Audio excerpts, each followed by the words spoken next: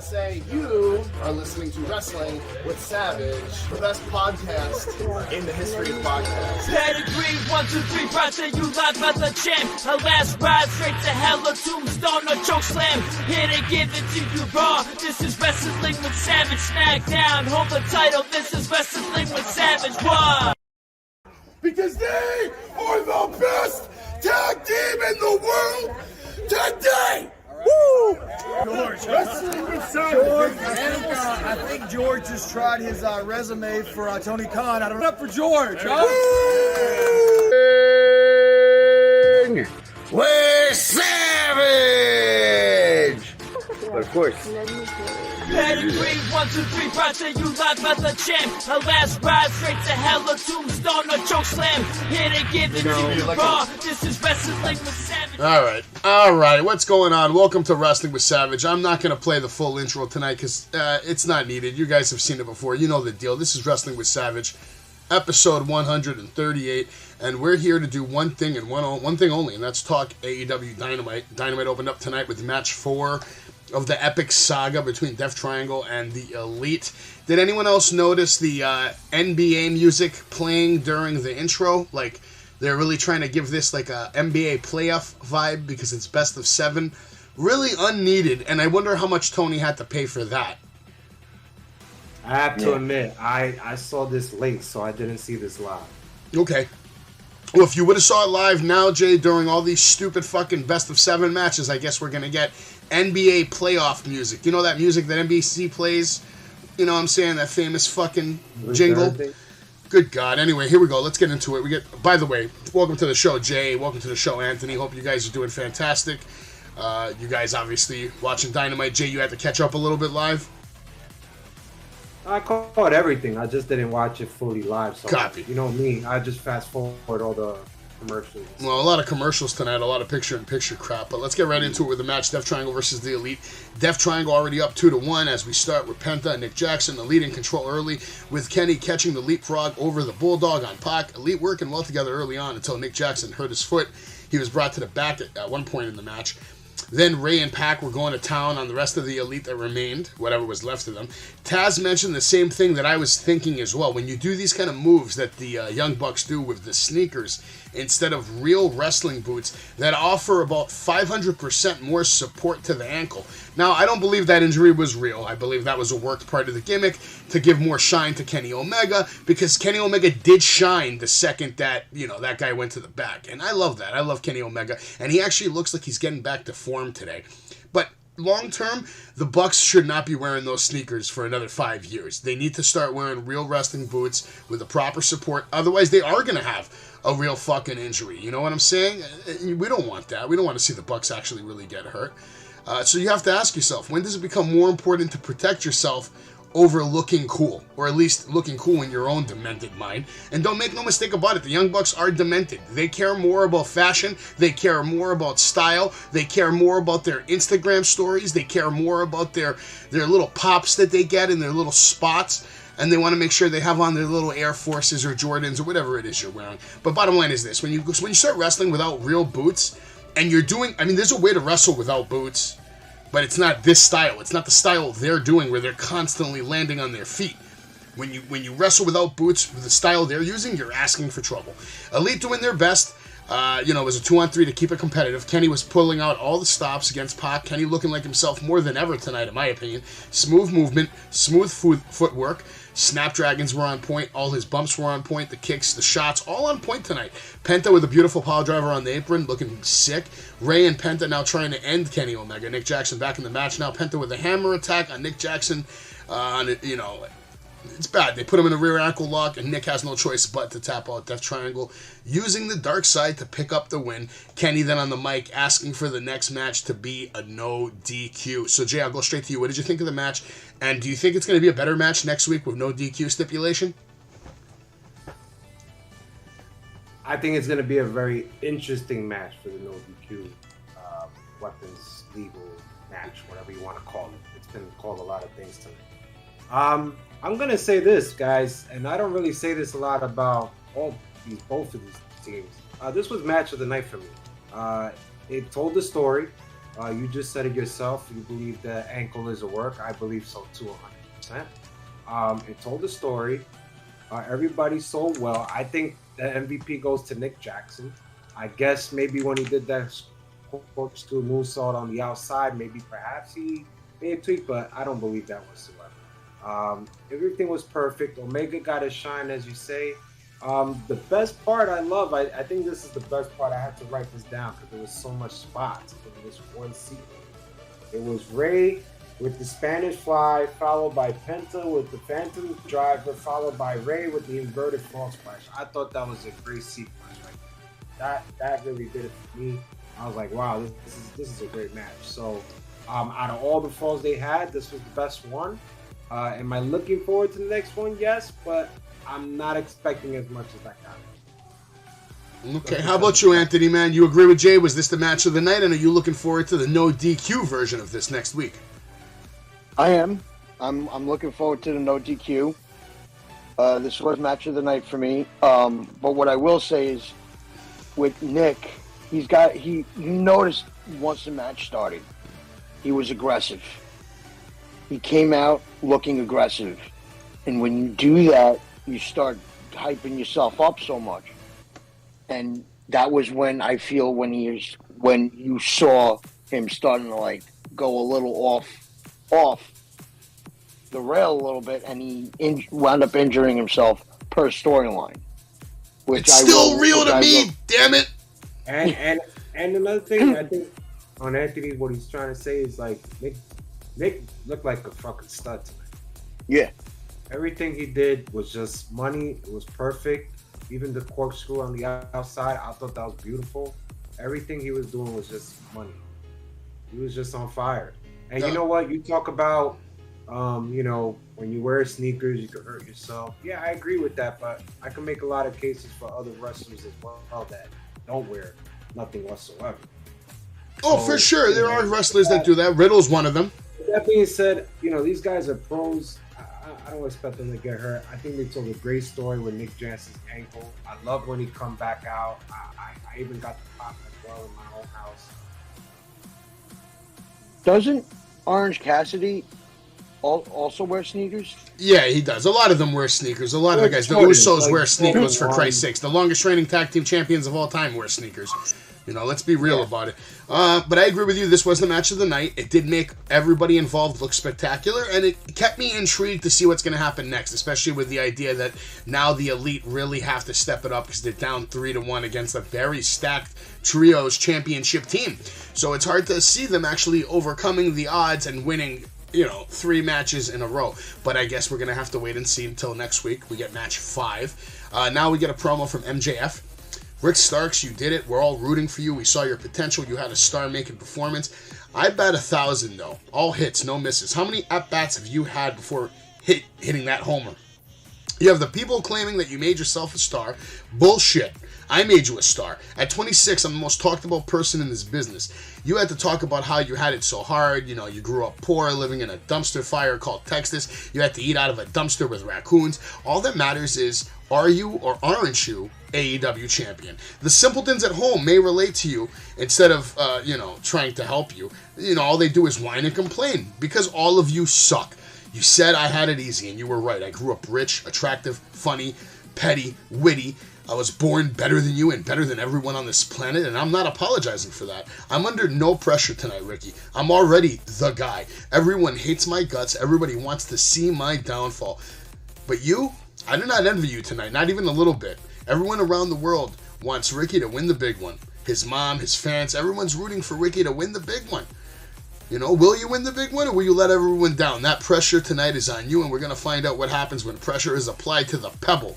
Will you turn into a diamond or will you crumble into dust? Jay, I'll go straight to you. What did you think of this promo? It's not his best, but his promo of the night for the whole show. I'll give you that. I love the pebble dust part, and I love the part when he was just mocking him. I just don't think it was the strongest comeback. It's like in hip hop, it was like Nas with the ether. This is like Jay-Z with the super. it's okay. I like the promo, but I don't think it was completely necessary. I would have rather seen all that time extra in the ring. But, you know, after what I saw tonight, I don't know if I agree with that anymore. But we're getting into that later tonight. Anthony, what did you think of his promo? Did it do anything for you?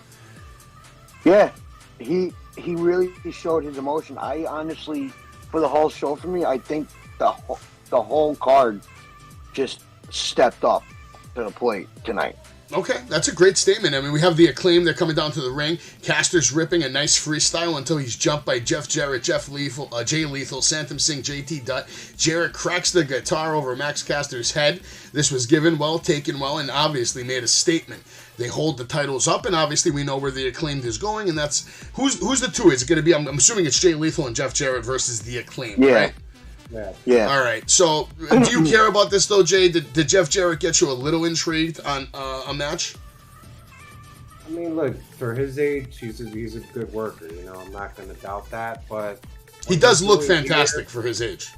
Yeah, but what he's doing here in AEW, I don't think it's necessary. I just don't. I think it's just another team that on the chopping block for the Acclaimed to just continue and beat people up. The Acclaimed were on Busted Open earlier today for like about half an hour, getting nice radio time, and basically putting themselves over. You know, basically letting everybody know they work really hard to do their thing, to be the best in the world. They love being creative and having freedom to do what they want. And this here tonight, though, that's my question to you, Jay. Do you think this is Acclaimed creative, or is this Tony Khan creative? You know, it could be a combination of both, I think. I think it's a combination of both. You could sort of see the whole Acclaim thing, but you could see Tony Khan kind of pulling the string. Yeah, I felt like this was more of a Tony thing, but I don't think the Acclaim mind, because they're going to end up getting the win, right? We know that. How about you, Anthony? Are you excited to see the Acclaim take on Jeff Jarrett and Jay Lethal? I'm excited to see Jay Lethal, not Jeff Jarrett anymore. I think he's done his runs. I think he's had his time. He was great back in the day. You know, I saw him at GCW. I didn't like the way he moved. That's fair. You're entitled to your opinion, but you know, I think a lot of people are with you right there, Anthony. I think a lot of people, you know, would be more than happy if they never saw Jeff Jarrett on television again. He does have some fans, but I think he has more haters than fans, which is part of the reason why they bring him back. I don't think it's necessarily haters. Well, you know, not fans. Like, I just think people are like, all right, you know, you were great when you were doing WCW and then you went to WWE. You know, you had all that.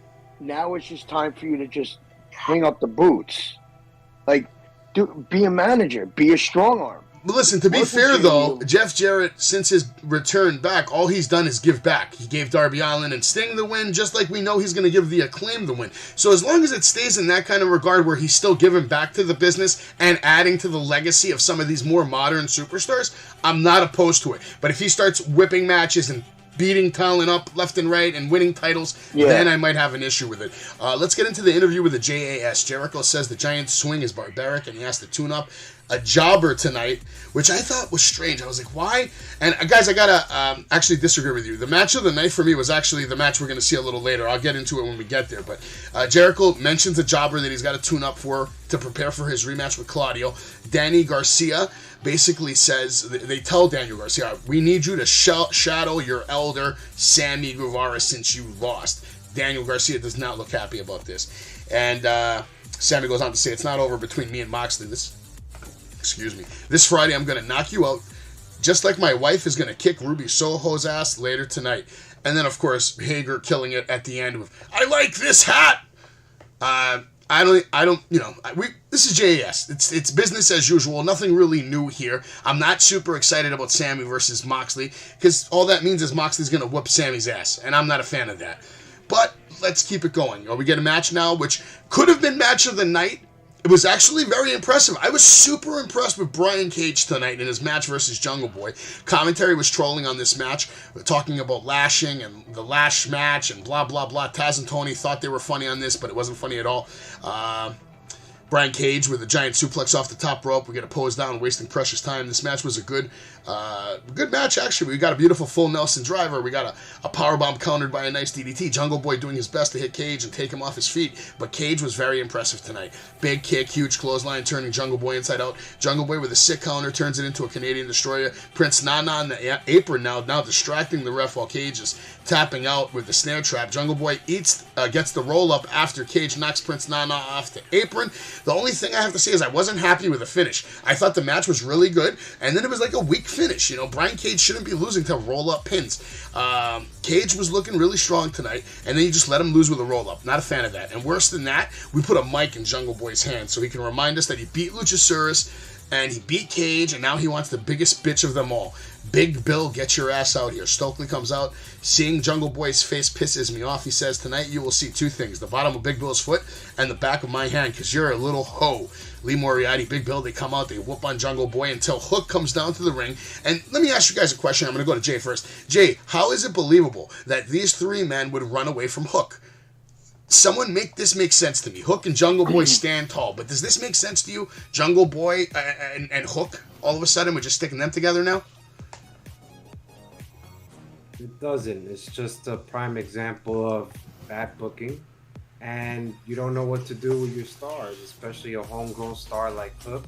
I'm sorry, guys. You want to call him an FTW champion? That doesn't exist to me. That's not a belt to me. So I don't see him as any champion. I just see him as a regular guy, you know, that has a mystique about him. And, you know, it worked in the beginning, and then all of a sudden you put him with jobbers, and you do the same thing what you do with Warlow. You do the same thing what you do with Jay Cargill, and this is what you get. Are you surprised? Is anybody surprised here? No, not at all. More shocked that they would waste Hook's time with this. And then you got Big Bill, who's this monstrous-looking figure, and he's just running away from Hook. Why are you, like, that doesn't make sense to me, man. It just doesn't. Anthony, what was your take on the match and then the ending? I love the match with Brian Cage and Jungle Boy. Well, I don't think it's bad booking necessarily. It's you want to put Jungle Boy with somebody who's kind of like a notable, who's like a force to be reckoned with, and that's Hook. Hook. Well, I'll say one thing before I let you go into that. In my opinion, you need to put Hook with someone who's a mouthpiece. Who's going to talk between these two? You're putting two guys who don't cut promos, or, you know, Hook, it's not that he doesn't cut promos, he just doesn't talk a lot. And then Jungle Boy talks too much, and he doesn't talk well. So it doesn't make sense to me from that standpoint. Hook needs to be somebody that's going to do the talking for him, same like Jungle Boy. I mean, here's my thing. You know, now that you kind of brought that to light, I honestly think that it's time for Lucha and Christian to come back and put Hook in that faction. Because Christian's a great mouthpiece. Christian is a really good mouthpiece. The guy knows how to talk. I'm not opposed to it. I would like to see Christian Cage build a stronger stable. He seems like he deserves that as a manager role. Like, he could be like the new Bobby Heenan type of, like, weasel, you know, all the dirty tricks in the book. And he was a wrestler. He has all the experience, the accolades. Right. I wouldn't mind seeing him have a strong stable. How do you feel about that, Jay? Okay. I don't think it's going to happen. We know Cage can talk. You went on record this year to say that this was the best year of Cage's career as far as promos go, correct? I don't think I said it was the best year. I just think he's been having some best matches that have been underutilized. Okay. I agree with that. The match with Joe was pretty good, you know, in the main event. All right, I'm going to go to Ant first because we know who he loves. We know who he would take a bullet for. We get the Blackpool Combat Club promo. They're confused about us last week. They said they were going to make a statement of final battle. We did just that. We made a small statement of what we can do. Claudio says 2023, we'll be putting everyone on notice. If you think you are good, know that we are better. Yuta says, you got to fight like you already are dead. If you want to come get some, you know where to find us. Mox says, one more worm to stomp out. Sammy, you are a gutsy kid. I even think you're gutsy enough to show up next Friday on Rampage. And I think it's actually, why is he saying next Friday? Isn't it this coming Friday? Whatever. Yeah. And I will stomp your face into a bloody mess and leave you for dead. That's what we do. And Hangman Page, you know where to find me. What did you think of this promo? Since you're the only Moxley diehard in here. Honestly, you guys are both going to be surprised. I don't think that promo was needed. Oh, yeah. It wasn't needed, and it was bad. Yeah, I don't give a shit that you got to fight that little prick. And then I don't give a shit that you want to that you're waiting on fucking Hangman to come back at you so you can whoop his ass. Come on, Mox. Like, make a better promo than I that. see this, and I just see Tony Khan doing his best to try to attempt to make people like the way Claudio sounds and talks, and he just doesn't have it. He never has. He never will. Same for fucking Wheeler Yuta. His personality is about as interesting as the doorknob on all the doors in my fucking house. But that's the whole thing is, again, at the same time, Moxley has personality. More of a personality than those two guys do. Well, yeah, I give you that. Yeah, obviously. He wouldn't be where he is if he didn't. I mean, I guess they need Moxley more than he needs them. Let's be honest about that. Yeah. Now we got an interesting promo. Swerve says he has no friends, just affiliates, and he will see Keith Lee next week, one-on-one. Jay, we've been following this for a while. We've been waiting for this to happen. What are your thoughts on this? I think Swerve's going to have the match, and then a lot of his affiliates are going to come out and just fuck up Keith Lee. What do you think? I'm just waiting for them to get fired, to be honest. But since we have to go through this bullshit, I guess it's going to be a one-on-one match. So let's see what happens. How about you, Anthony? What's your thoughts on Swerve versus Keith Lee? How do you see it playing out? I honestly just think that Swerve's gonna get his ass handed to him, because think about it, I'd rather not. Keith Lee. Well, Keith Lee's a big dude. I agree with Jay. They should both be fired. And I was about to go that way. I was about to hit that. But what's the need for these two guys in this company right now? Bring them over back. I'm gonna bring them to Ring of Honor, man. Let them hold that shit down. I don't give a fuck. Get them off TBS. Yeah, put them on USA. Yeah. Anyway, if you're watching the show and you're a Keith Lee fan, then I feel bad for you, because he is fucking he's a good wrestler, but he's boring as fuck. I'm not entertained by anything he does except his matches. I give him that. But I feel like he had better matches than NXT. Let's be honest. He had better matches than NXT than he's had on the AEW. With the exception of the first tag team match between the Acclaimed and Swerve in Our Glory. That match was actually a banger, and it stole a show at Grand Slam. I'll give him that. But there wasn't much competition to steal that show. A lot of matches were bad that night. Let's keep it moving. We got a match now. House of Black versus The Factory. I'm not even going to give you the names of The Factory, because there's no point. They might as well just fire these four guys too and take them off TV, because House of Black just straight up shitted on them. We get more time for an MJF promo than a House of Black match. Okay? Just to break it down for you. Fuck me, bro. Fuck me. Malachi is much more talented than that. He doesn't need to come out and just do the black mass and get the 1, 2, 3. That does nothing for his legacy. It does nothing for his career. It's not going to sell merch, no matter how cool he looked, even doing it and sitting in that corner. I'm not even going to ask you guys what you think, because there's nothing to think about. It was a black mass. Factory loses. Go for it. Give it to me fucking quick, goddammit. Honestly, you should not be putting him in matches you shouldn't be putting these guys in matches with the Factory. With mids. First of all. Not even mids. Lower than mid. Right. Low tier. That team needs to be like a main event talent. Put them against the Young Bucks. Put them against the Death Triangle. Put them against notable people. Notable teams. I guess we're going to have to wait till 2023 if that happens. Which it might. I can see it heading in that direction, but it's going to be a long time coming, and even then, I don't know, because I don't see them going after the tag team titles. No one's touching Acclaim next year. No one's touching MJF. So the only possible solution I see is they're going to either take on the Elite or Death Triangle, whoever comes out on top. I think that's going to be the next storyline, and we're going to see a best-of-7 match between House of Black and then the winner of that series. That's probably the most logical solution. Jesus Christ, please, no. Yeah, well, deal with it. Prepare to be disappointed. Yeah. Just like this Jamie Hayter and Sheeta video package. Just very disappointing. I don't think anyone cares. I don't think anyone in the building even gives a shit. There you go. I watched it, but it was useless. Almost as bad as this interview with Britt Baker. Sky Blue interrupts her, says you talk very well, but can you wrestle as good? Like, what are you saying to Britt Baker, the DMD? Of course she can wrestle good. She had almost a match of the year last year. We're like, what are you talking about? Sky Blue sounded dumb as fuck. She's going to get her ass kicked by Britt Baker, and I don't even know what's the point of Britt Baker fighting mids.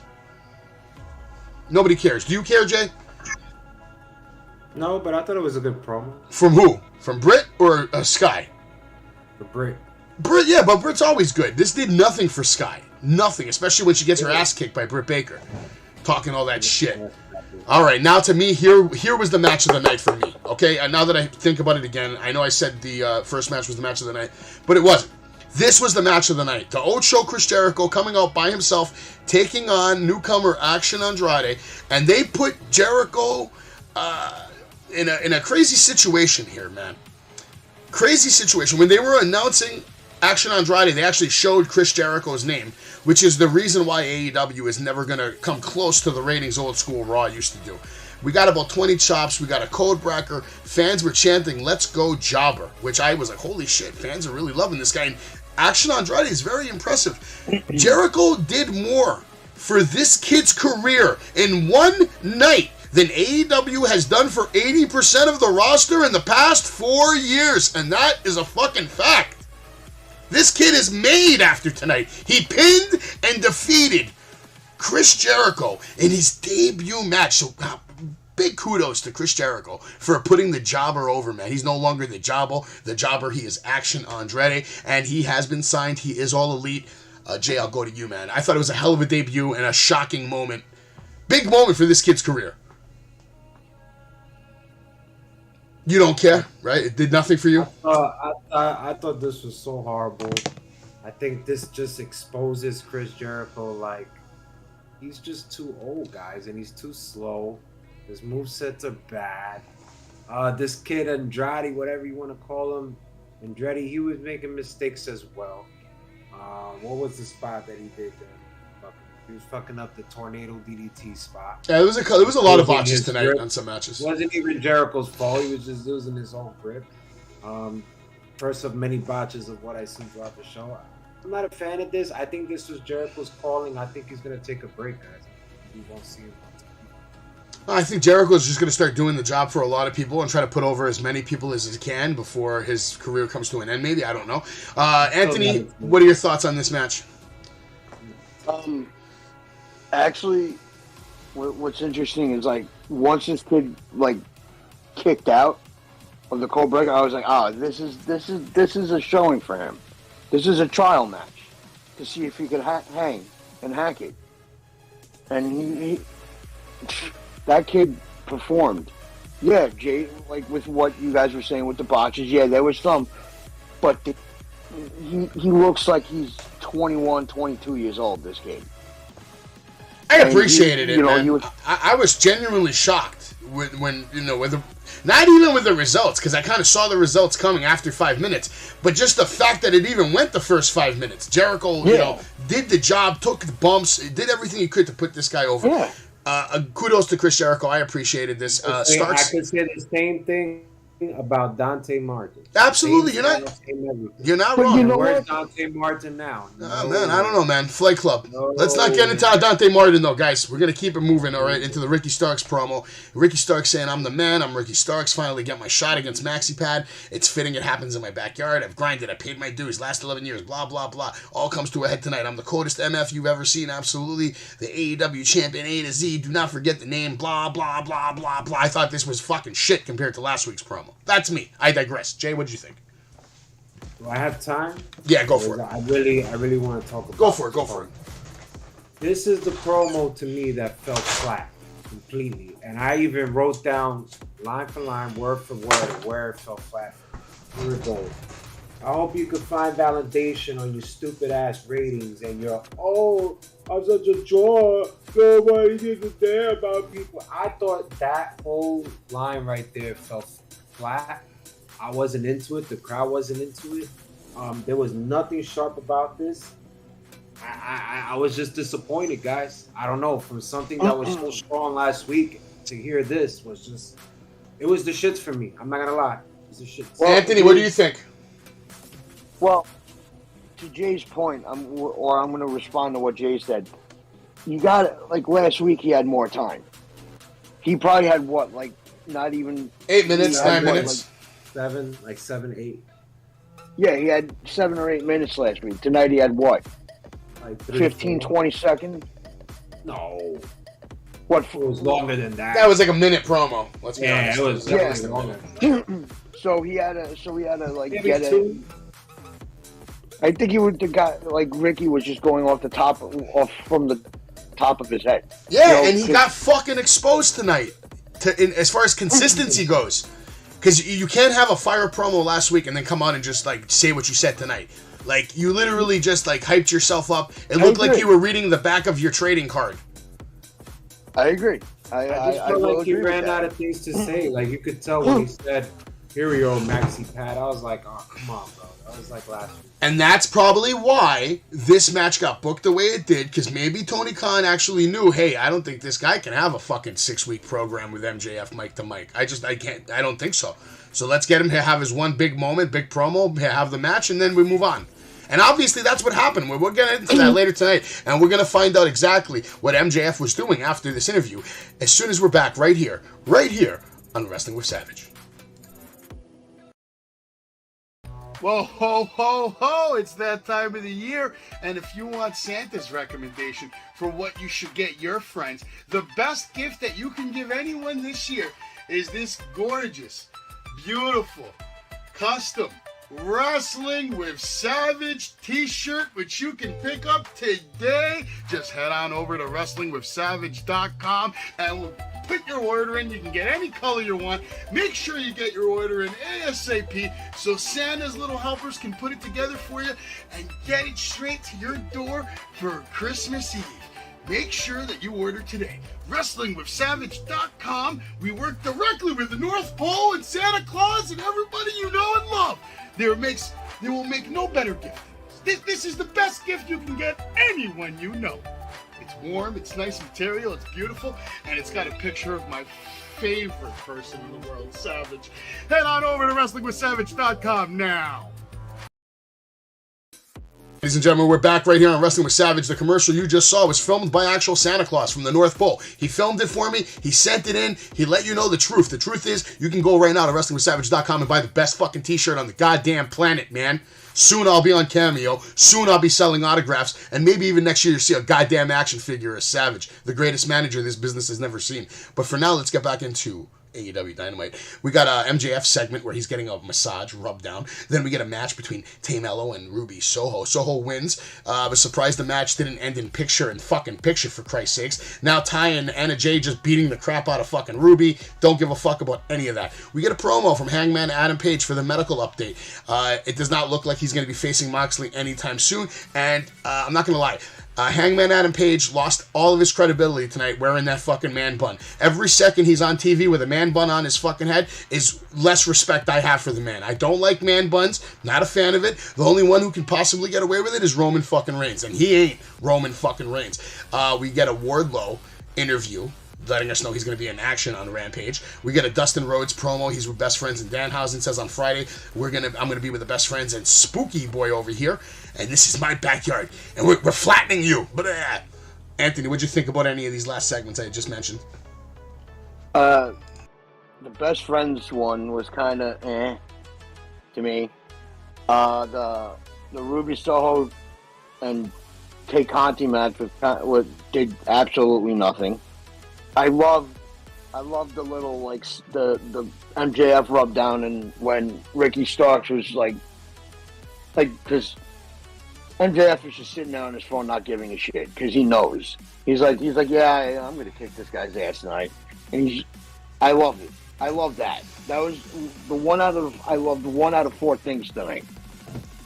from Hold on, the I just sports shit the bed. I'm gonna go right back to everything I just said wasn't even heard, so we're gonna go at it one more time for the viewer that we just lost. Maybe you'll hear about it. The commercial you just saw was filmed by the real goddamn Santa Claus, and this is why I'm better than Ricky Starks, because I can do 1 take, 2 takes, 3 takes. It does not matter. That video was sent by fucking Santa Claus from the North Pole live. He wants you to know about the best wrestling present that you can buy your wrestling lover in your life, the Wrestling with Savage t-shirt. Next year, you're gonna see me on Cameo. You're gonna see me have action figures. You're gonna see me giving out autographs, and you might even see me as a manager on TV, and I will show you who the best manager that you've never seen in your life is, and it's me, goddammit, it's fucking me. We have a MJF scene. He's getting a rub down.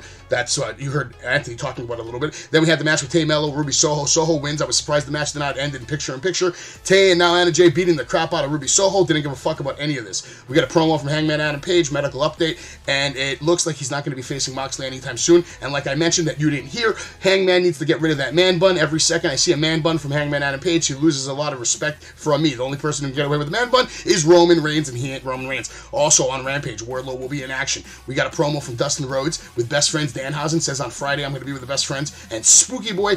And this is my backyard. We're flattening you. Continue, Anthony. Sorry to interrupt you. No, you're good. And honestly, I'm just getting tired of Wardlow. I'm getting, Tony Khan booked him like shit. So I never get excited with him anymore. It's terrible with the way, like the first 2 years of this company, he knew how to book Dynamite, and now that you bring in all these other fucking people from Ring of Honor, from this company, from that company, you're not doing any, like. I'm sorry. First of all, we don't need more people in the Best Friends faction. We don't. Why Dustin is in that group right now is bullshit. He shouldn't even be in a fucking ring. Stay backstage. Okay. What'd you think of the match between Mello and Ruby Soho? Did nothing for you? I was falling asleep. There you go. I agree with you. And Anthony, you bring up a fantastic point before I go to Jay on his thoughts on all this. I love the way that you said they have no business bringing in Ring of Honor, Impact, WWE. Because at the end of the day, you're right. The first year, 2 years of Dynamite booking, it was fantastic. But I feel like since then, they've kind of lost their identity. Because they brought in Ring of Honor, because they brought in Impact and its WWE superstars. Like, in the first year, 2 years, we had that unpredictable factor. We didn't know what was going on. And AEW kind of had their own, their own style, their own identity. It was more exciting. You were excited to watch every week. You were excited to order the pay-per-views. Now it's like, what are we watching? Are we watching the WWE show, or are we watching a show that's like an Impact, to where it's just like starting to go to shit? It's starting to get to that bad WCW part where, it was on the way downhill, I think. I don't know. Maybe I'm wrong. There's some things that are awesome, and then there's just a lot of things that shit the bed. Jay, what did you think about MJF getting the rub down, the match with Tay Mello, Ruby, the promo, Hangman, anything? I was jealous of the massage MJF was getting. I kind of need a massage, man. Oh, man. And by the way, it's my birthday tonight. I'm not feeling too well. That's why I came in here hot talking to myself. You couldn't hear me because I'm under the weather, man. And I'm doing my best to get through this show and bring you what happened on AEW Dynamite. But yeah, so Jay, you got nothing on Wardlow, Dustin, Hangman, Man Bun. What do you think of the Man Bun? Okay, great. Fantastic. Let's get into the fucking main event. It's time for the main event match. MJF versus Ricky Starks. MJF with the strut takes a fan's hat, tosses it. Ricky decides to wait for MJF to come back in the ring, decides he's not going to chase him. MJF with eye poke, sending Ricky hard into the turnbuckle. You can see MJF calling the spot on this one. I didn't like it. MJF slingshots Ricky on the top rope, sending him to the outside to take us to break. We get a nasty powerbomb to the knee from MJF. That was probably the move of the night, in my opinion, that powerbomb to the knee. But that's coming off a botch. Like, they did that, like, after, like, at least 2 or 3 botches. Starks, MJF, both men trading shots in the middle of the ring. MJF with a nice spinning forearm. Now Ricky with a spear, but he can't capitalize because MJF has hurt his arm. The ref now with a count out. He's trying to count everybody out.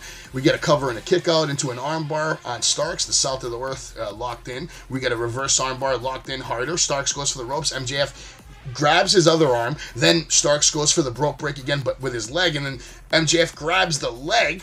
And I thought that was actually incredible. Like, if it wasn't for all the botches, this match had some nice things in it, but the botches kind of like killed it. Like there was just too many fuck ups. I don't know who to blame. I think it's a combination of MJF and Ricky Starks. Obviously, maybe the chemistry is not there. They fucked up on the bridge. They fucked up on multiple Rochambeau fake attempts. They fucked up on powerbomb attempts.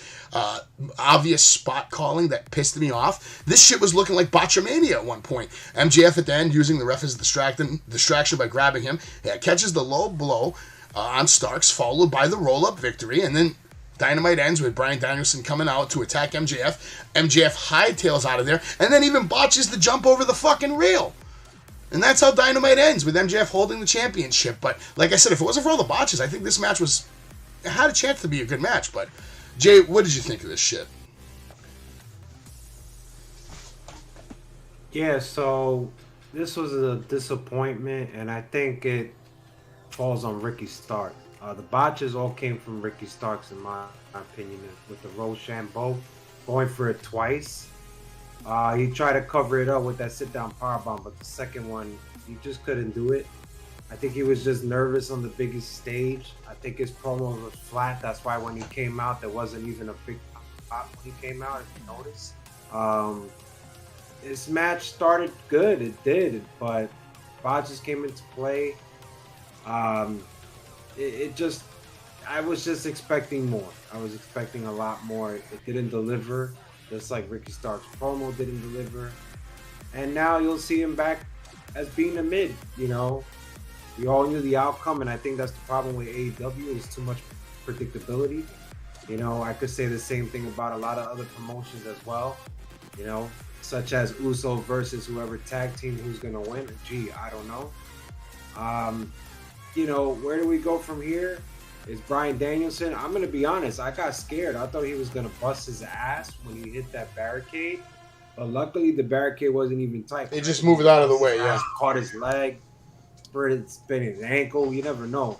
Luckily, he got out of that. But did I like the end? Yeah. Did I tell you this is the money match? Yes. So I'm looking forward to what happens. But match with Ricky Stark.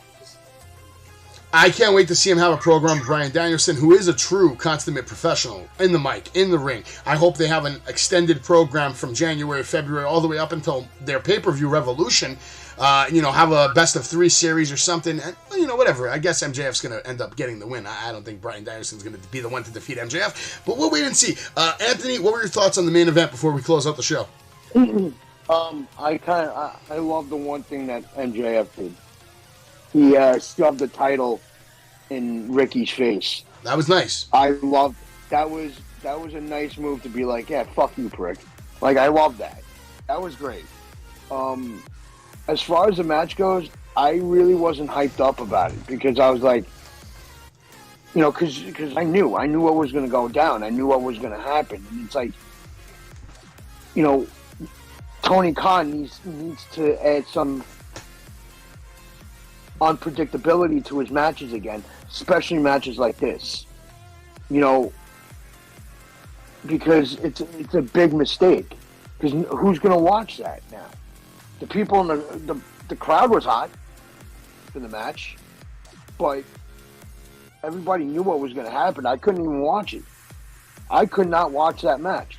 I sat there and I watched it, but I was mainly on my phone. Yeah, I totally get that. That happens to me sometimes, and I feel you're right. But to answer your question, who's going to watch it? Guys like us, the loyal, hardcore, dedicated fans that watch no matter who shits the fucking bed week in and week out. But these are not the kind of matches and performances that are going to draw in new fans for life. If somebody new was watching the main event tonight, and this was their first experience with MJF, they're going to say, what the fuck am I watching? Especially if it's somebody coming from the Attitude Era, right? Where they were putting on bangers every pay-per-view. Every pay-per-view had bangers back then. If it's somebody coming from that era, they're watching this show tonight, they're probably never tuning into AEW ever again. And that's something that Tony Khan and the stars of AEW should take into account. They're being compared to like WCW, they're being compared to WWF, blah, blah, blah. You got to deliver when you're compared like that.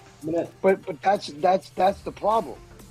What Tony Khan's doing is he's worrying about what people are saying about his shows. He's worrying about Monday Night Raw and SmackDown. He's worrying about all these other factors. Stop worrying about all these other companies and do your own thing. Nobody's on Wednesday night. I agree with you. You guys know that? No, I agree with you, Anthony, but the problem with Tony Khan is he has too much on his plate at all times, just like I have too much on my plate, man. You know, I bring this show to you live Monday, Tuesday, Wednesday. We haven't missed a show in a long fucking time. We used to do SmackDown, but we don't do that shit anymore because we try to bring you the best in wrestling Monday nights, Tuesday nights, Wednesday nights. We bring you WWE, NXT, AEW, and sometimes we'll mention things from like Ring of Honor and Impact and all that crap, but for the most part, man, we are a WWE, NXT, AEW brand. That's what we love, that's what we watch, that's what we're committed to. You can follow us everywhere on YouTube, Instagram, Facebook, Twitch, Discord, Twitter, TikTok, Spotify. You can listen any goddamn time. Go to wrestlingwithsavage.com. You can also watch every single episode we do right from the website. Everybody, Anthony, Jay, thank you so much for being here tonight, joining us. We're trying to make this show the fastest show in the history of Wrestling with Savage. Shout out to Gilch, hope you feel better. Thomas Babiak, where the fuck are you at? David Carballo, no idea where he is. But Savage, I'll be back right here on Monday night, and obviously pay attention to my Instagram on Saturday because I will be live in the ECW arena watching Bully Ray leave Matt Cardona busted open. Compliments of all the weapons and toys I'm going to be bringing him. We'll see you there, and we'll see you next Monday right here on Wrestling with Savage. Everybody have a good night. Whoa, ho, ho. Are listening to Wrestling with Savage, the best podcast in the history of podcasts. Pedigree, 1, 2, 3, proud to you live by the champ. Her last ride straight to hell, a tombstone, a choke slam. Here to give it to you raw. This is Wrestling with Savage. Smackdown, hold the title. This is Wrestling with Savage. Why? Because they are the best tag team in the world today. Woo! George, Wrestling with George, Savage. I think George just tried his resume for Tony Khan. I don't know. Up for George, huh? With Savage.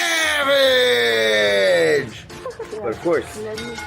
Pedigree, 1, 2, 3, proud to you live by the champ. Her last ride straight to hell, a tombstone, a choke slam. Here to give it to you raw. This is Wrestling with Savage. Smackdown, hold the title. This is Wrestling with Savage. Why?